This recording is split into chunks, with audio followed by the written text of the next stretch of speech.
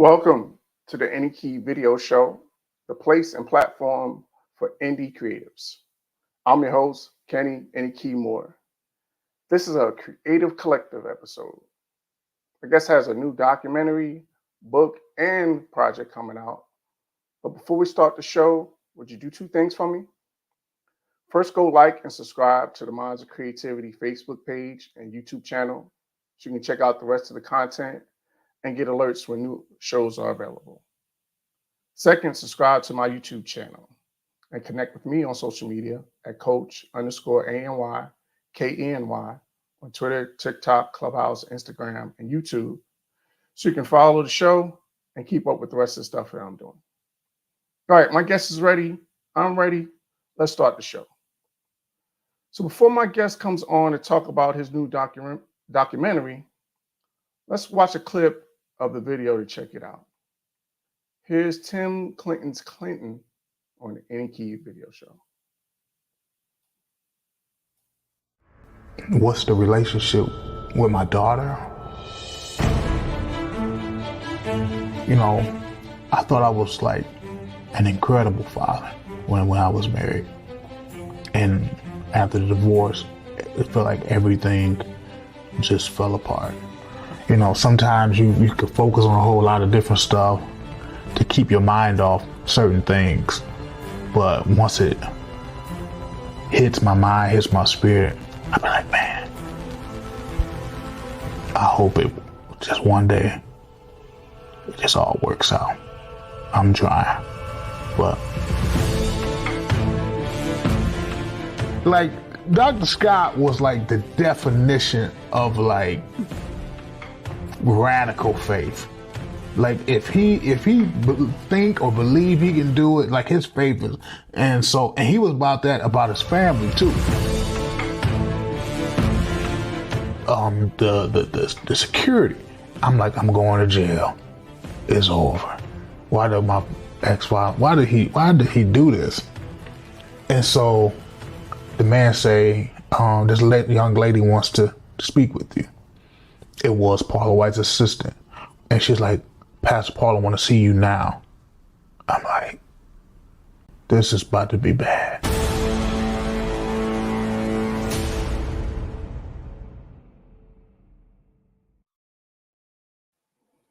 All right, now joining me is Tim Clinton.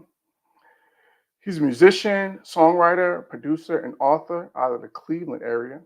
He's done award-winning work with Rich Tolbert Jr. and has toured the country with some nationally known preachers. You just saw a clip of his new documentary. Now let's bring him on and talk about it. Tim, welcome to the show. What's good, man? How you feeling? I'm great, man. Thanks for being on. Yes, sir. All right, so the first time someone's on with me, I always ask them this question to start the interview. And the question is this. Tell me your earliest memory or the moment that you fell in love with music. Man, I'm old now. So I would say God, stop it. I would say at an early age because my grandmother, she got me into music very early. And I remember years ago, decades ago, I remember my father had a bass guitar, and I remember picking up that bass. I can remember the actual place. I can't remember the street or nothing like that. So I would say, man, like 3, 4, 5, 6 years old, something.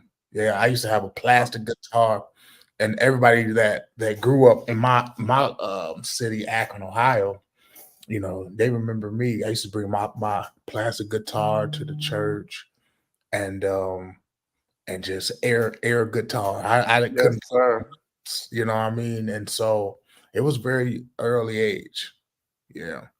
Yeah, it's funny when you say that air guitar. It reminds me, my earliest memories are I started off on drums.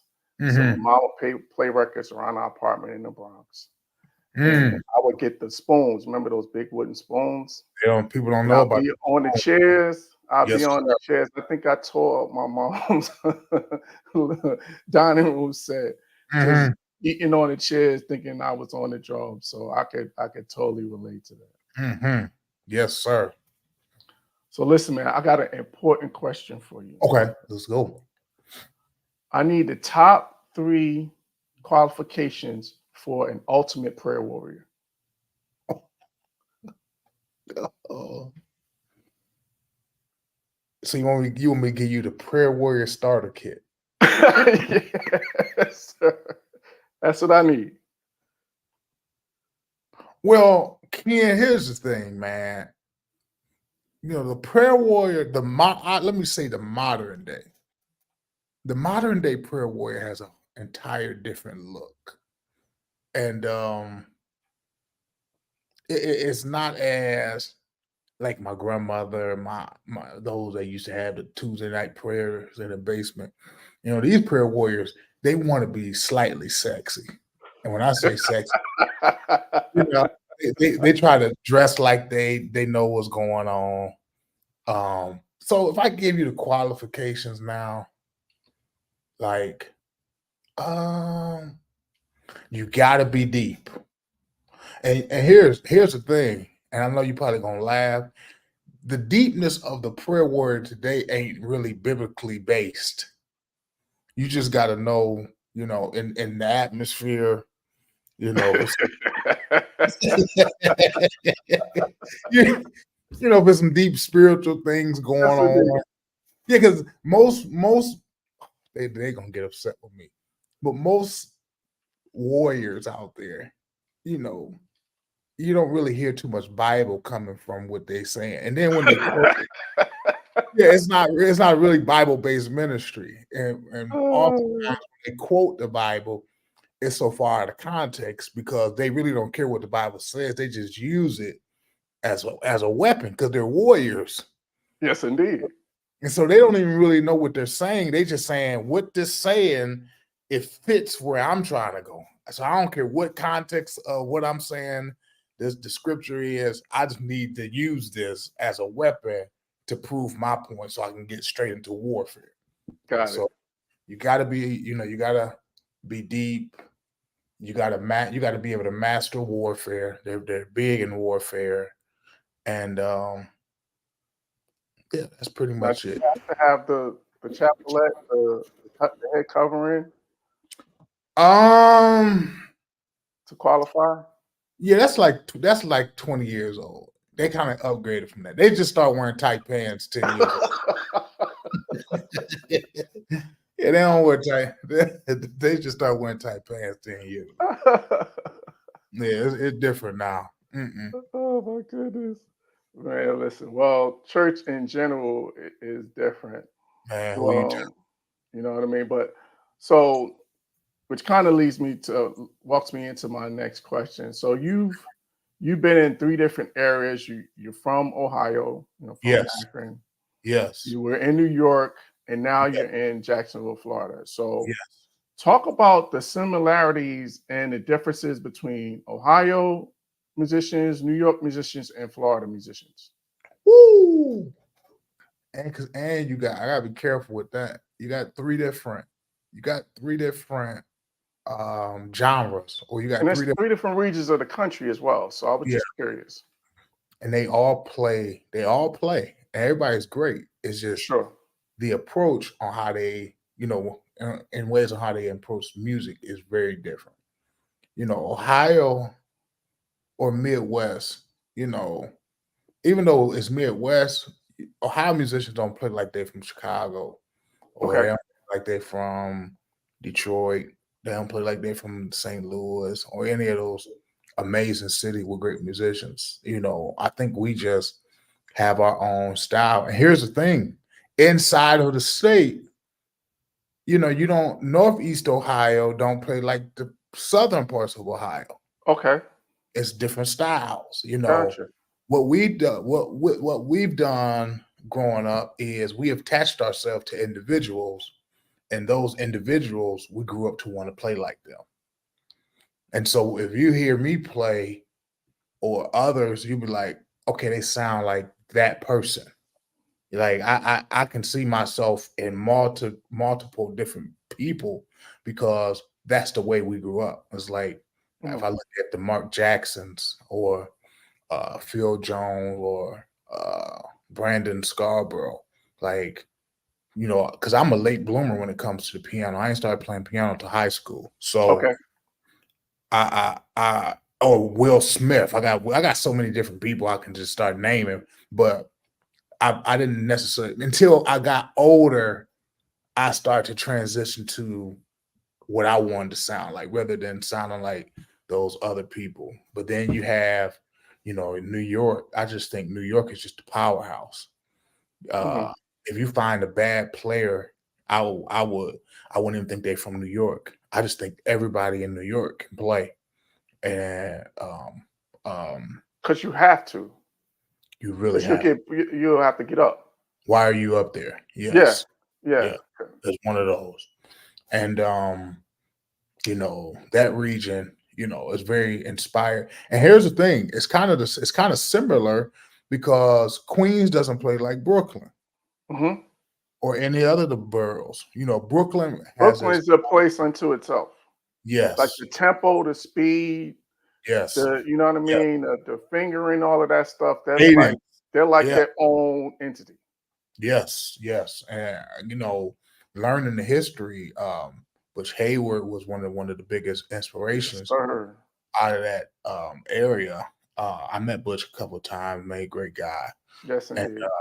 when I see the younger guys that even after his generation still follow that model, and 100%. it's like you just pretty much give Brooklyn this is their style. You know what I mean? When you hear the James Halls or the um, oh man, there's so many of them. Corey Henry's, Corey Glenn Henry, Gibson's. Glenn. Well, Glenn is Yeah. Queens, and Okay. so Yes. Yes. You're right. So to me, Glenn is different. Glenn adopts a lot of different sound. Glenn is like the eighth wonder of the world. He's a phenom. He Yeah. like Him and Corey, man, they're yeah, like they're in a different category. Yeah, I'm yeah. with you. And Glenn is like he's not Brooklyn, but if you say give me Brooklyn organ, he give me Oh yeah. Brooklyn. He Hmm. can just he can just do whatever he needs to do at the moment. And so Florida, you know, it's they kind of like it's like Ohio. They adopt a lot of different styles. They have their own sound. It's very quartet Hmm. driven down here, very Hmm. uh Southern Baptist, Baptist. Southern Yes. Baptist, Hmm. but it's a lot of guys that can just really play, what I mean? Absolutely. And they are really inspired by those that they hear in this area or any other part in Florida as well. And so, it's very diverse in this country when it comes to gospel music. 100%.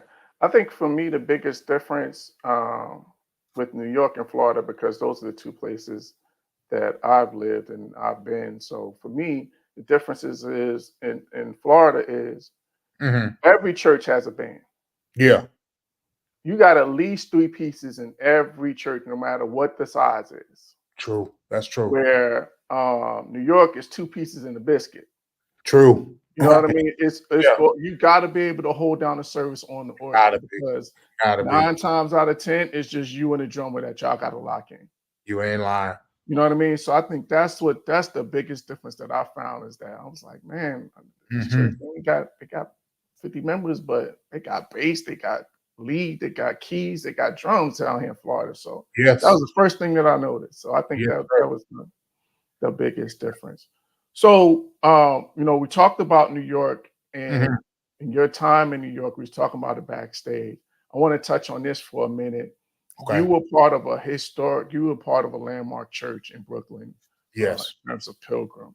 Hmm. So tell me, what are your favorite memories of playing for Pilgrim Church and then for the late Archbishop Roy E. Brown?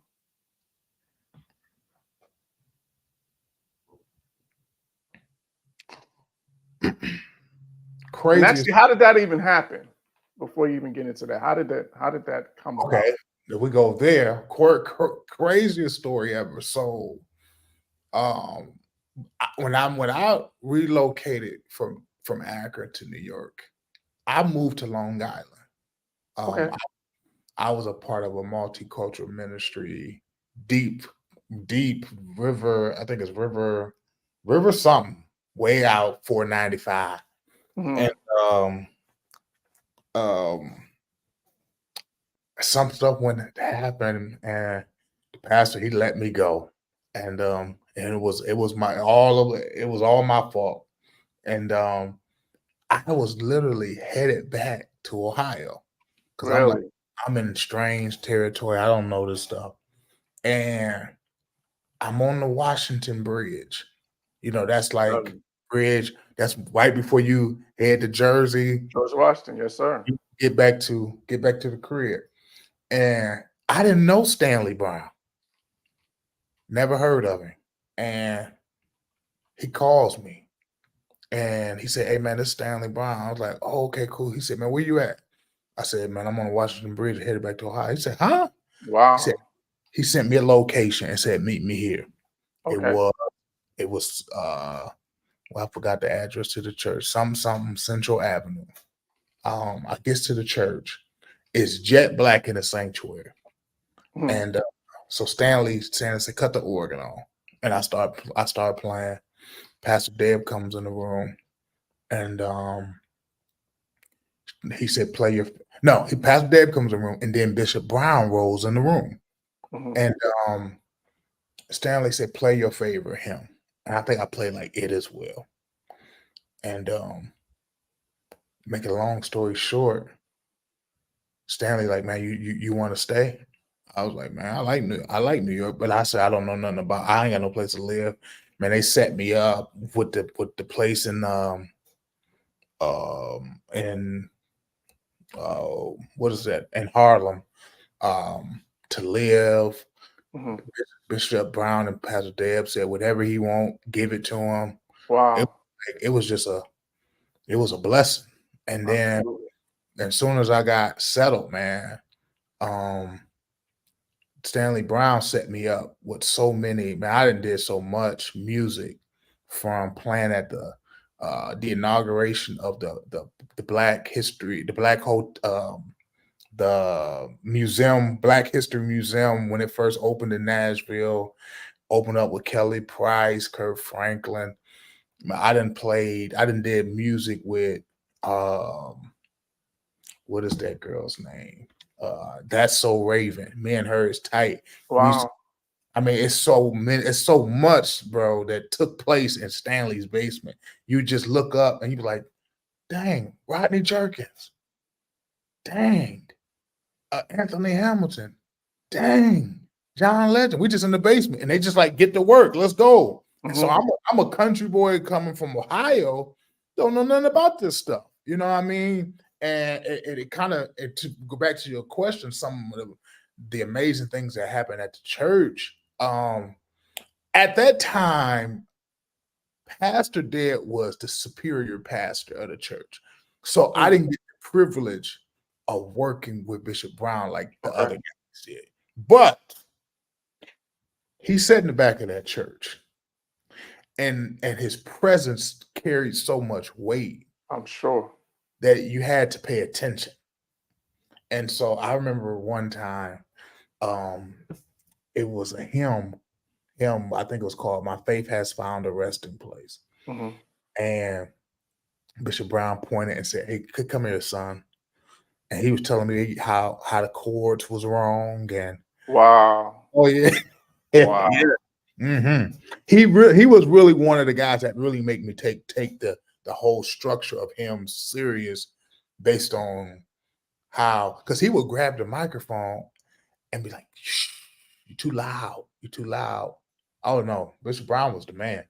I miss Bishop Brown. Yeah, so those moments I had with him, I remember I interviewed him. I think I was the last one to do his last interview, and Wow. it went pretty crazy on the internet.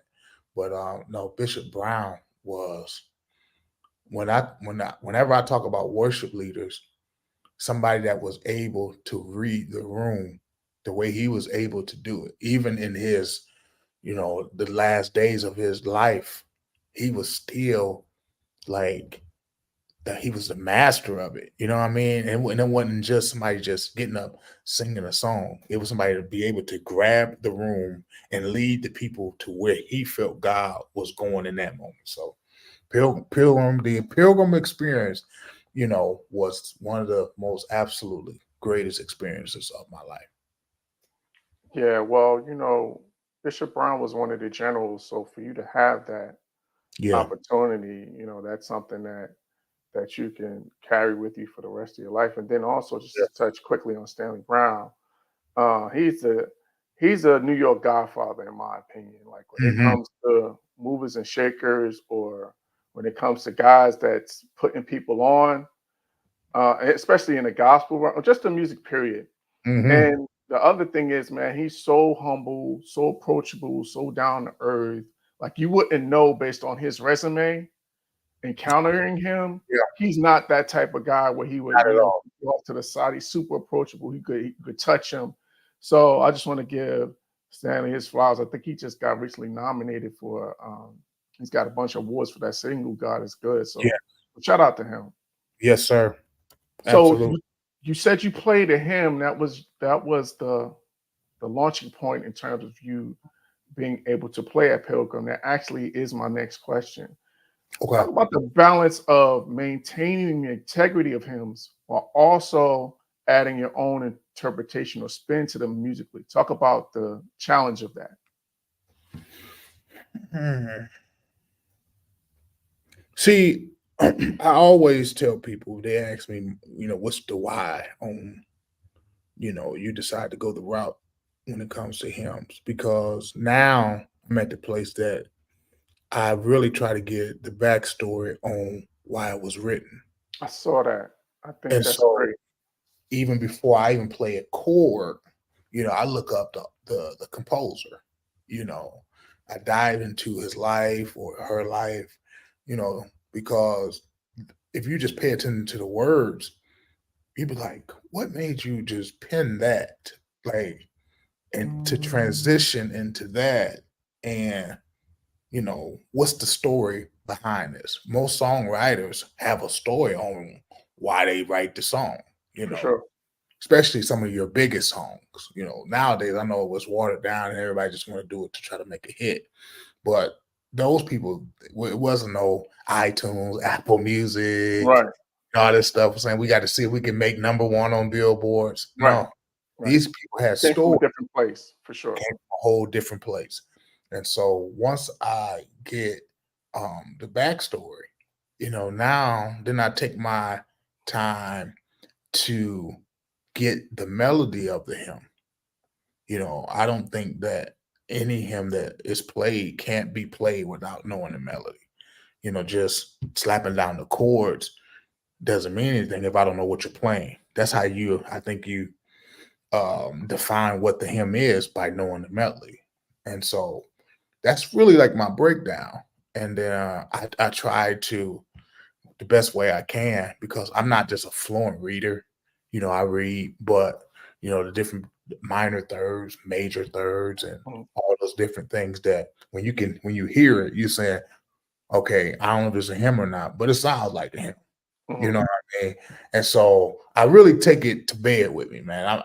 It's like a marriage, like all those different ins and outs, from the composer to the melody to the different chord changes and to all that stuff. I take into consideration. Yeah, I think that your approach, one, it Mhm. also, when you're playing, the song is going to resonate even more with you because you sat with it, because you studied it, Yes, because sir. you've gotten the backstory behind it. When Yes. people are singing that, you're actually, I believe, and you can correct me if I'm wrong, you're picturing the composer, what was going through his mind as you hear those words, like, oh, it connects now. Oh, this is Sir. why you know what I mean? Yes, sir. So I think that deep dive is critical, and I think that that's an amazing thing that you did. And even I watched a video that you did in terms of one of the songs. I think it's coming on your project. I saw a reel that you Mhm. talked about the backstory of that song. So I just think that that's amazing. I love that. Appreciate that. Yes, sir. So look, man, let's transition into the documentary. We just played a clip before you came on. Okay. What made you decide to do a documentary, and then tell me how it came together on the production side. So I got one of my little I think he's absolutely one of the most creative minds. Let me get Jay's last name because I always want if anybody ever want to use him. Sure. Hold on, I'm gonna pull his name up real quick. Hold on. And while you're doing that, everybody in the audience, you could go on YouTube right now and check out the documentary Clinton. I watched it. It was well done, very informative. I got to learn about Tim, so it's definitely worth and it's not a long watch. So he came in, got to it, told his story, and it was very interesting. So everybody go to YouTube right now and check it out. Oh, well, not now. Well, I keep watching the show. Check it out when you go. So his name is Jeremiah Ransom. Okay. He's an incredible kid, man. He's like 19 years old. And No way.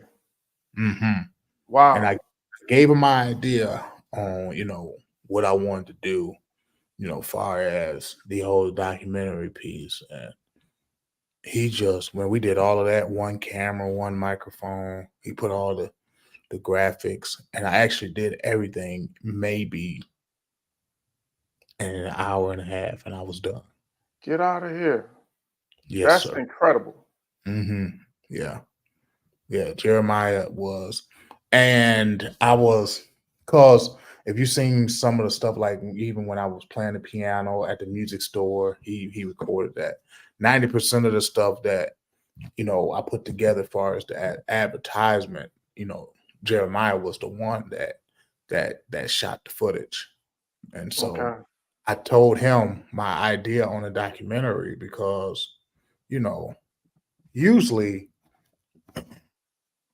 where I'm from, it's not so much where we give homage and we, you know, pay our respect to those that have paved the way for us until they're gone. Yeah. And so really that was really one of the reasons I said, man, I have a lot of people that have inspired me that people don't know. And I know we live in a social day, and a lot of those people, they just ain't on social media. Hmm. And I use social media as one of my tools to do what I do. And I said, man, here it wouldn't be no better way to do it. And if I do, a documentary, and actually it was easy to explain the reason why I'm putting out um, on the 14th of May. I do it for him, so that was another way. So people can see, okay, why is Tim doing this him project as well? So that was the reason why I did the documentary. Well, again, it was well done. And just to piggyback on your giving flowers, Hmm. um, I got to give flowers to people like Jonathan Woodby, who Hmm.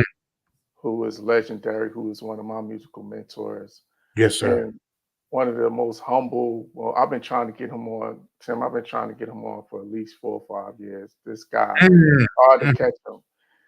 And he has some great stick. He played for the legendary R.W. Schaumbach, so he's got stories for days. Yes, sir. So got to give him his flowers. Then also Prophet Christopher Bruce, who's my godbrother, who put me on the drums. Um, is out in Grand Rapids now. He's another one that was one of my musical mentors. So Wow. just yeah, man. So you just part of what makes us who we are is whose shoulders that we sit on, right? All day. Yes, sir. So and if we don't, show this next generation because I coach high school basketball, so this Mhm. generation is a disrespectful generation. Very So disrespectful. we got to show them the way as to how to give honor to people. Because I believe if we can model the behavior that we want to see, then maybe we'll see it. 100% agree. Yes, sir. You know what I mean? So you touched on the hymns project. You got that coming in May. You got your second book coming out and a live recording happening in August on Mhm. my birthday, by the way. Come on. So you know you got to come to Ohio now. Then. We have to talk about that backstage. So my question is though, how are you balancing all the work that goes into it? That's a lot. So I used to be one that I used to feel like I can be the one man band to get all my stuff done. And now, I'm at the place in life, man, where I'm establishing team, you know, in every area of my life, you know, Need it. from graphics to assistants and um, people that know how to put the right stuff on paper. And um, I love not being the smartest person in the room. And then I love Mhm. being the person on the other side to give that credit where credit is due, you know, because these people that I feel like that are assigned to me, you know, are those that make me look good. They make me look like I got my stuff together. And so I don't take nobody that helps me do what I do. I Mhm. don't I don't take those relationships for granted. And so putting this live recording, and this my first, I got so many people on assignment doing so many different things, to make sure that that's a smooth ride. If I just did it on my own, it'd be complete chaos. Like even like last night at the unplug, like yes, everybody's saying they just congratulations to Tim, but I said no, sir. That's why I made one of the longest posts I ever made in my life, Yeah. because without those people, in the background, see, it's That's the people that make the difference. yes, sir, yeah, and so that's how I'm able really to manage, without losing my mind, if I may say that, and so that's how it is for me, bro. I believe in teamwork. For sure. And as the saying goes, teamwork makes the dream work. That's the And you word. need those people that are okay with being behind the scenes, That's right. that don't have to be on Front Street, That's right. that are willing to do the work behind the scenes that's necessary to make the Yes, sir. public event Absolutely. happen. And like I told you backstage, I was got to see a little bit of the unplug last night and be a part of it, and it was well done. It was in a great atmosphere and a great environment. So, and I just looking at the comments on social media today, it was a successful event. So congratulations to you for that. Thank you, sir. Thank you. Absolutely. Appreciate that. So listen, as we get ready to wrap things up, Okay.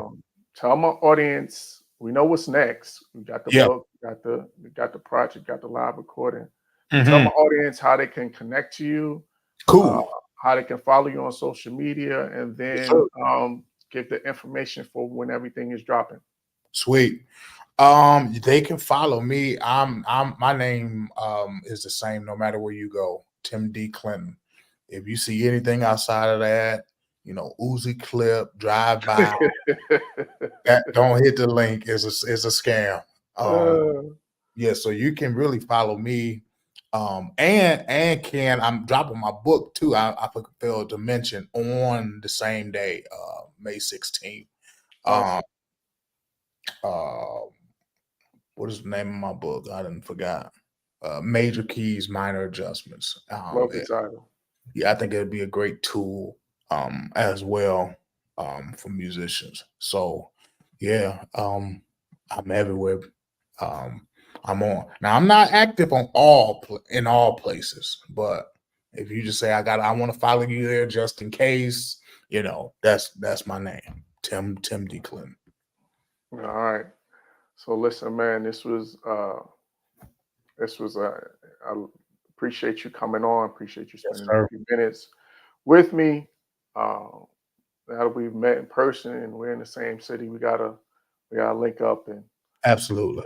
and connect for real, for real. But Yes, listen, sir. man, all the best. Anything that I could do to help you do what you do, you got my Yes, number, so I'm yes, just a sir. call away. Yes, sir. My platform is available to you to use whenever Yes, you sir. have something happening and you want to promote it. You're welcome on the Any Key Video Show. Absolutely. I appreciate you. All right, man. Thanks. And I got to, and I'm because they Go texting. ahead. I done told my team that I'm headed to rehearsal. I got to get to a rehearsal, and All right. I told them I was a little bit behind. They said, "Yeah, we see you right now. Let me go on and get up out of here." But I All right, appreciate man. it, man. Thank you, Yes, sir. sir. Talk All right. soon. Take All right. care. All right. That was Tim Clinton. Uh, and that's going to be it for this episode of the Any Key Video Show. I want to thank Tim again for joining me. If you have any questions, comments, would like your brands and services to be advertised and promoted on the show, or if you want your video to be featured on the show, send an email to KANMmusicPUB@gmail.com. Again, that's KANMmusicPUB@gmail.com. Subscribe to the Minds of Creativity YouTube channel, which is a part of the All Sports, All Plays network. So you can check out the rest of the content and so you can get the alert when new episodes are available. You can become a patron on my Patreon page. Just go to patreon.com/ANYKENY to get exclusive access to behind the scenes video and free show merchandise. Or you can order your merchandise at the online store, KANMcollective.threadless.com. Again, that's KANMcollective.threadless.com. Shout out to all my patrons and people who have ordered merchandise. Really appreciate your support. Subscribe to my YouTube channel and follow me on social media at Coach_ANYKENY on Twitter, TikTok, Clubhouse, Instagram, and on my Facebook music page, Any Key Music, which is spelled capital ANY, capital KE, lowercase b, lowercase n, and capital Y. So until next time, remember, be positive on purpose.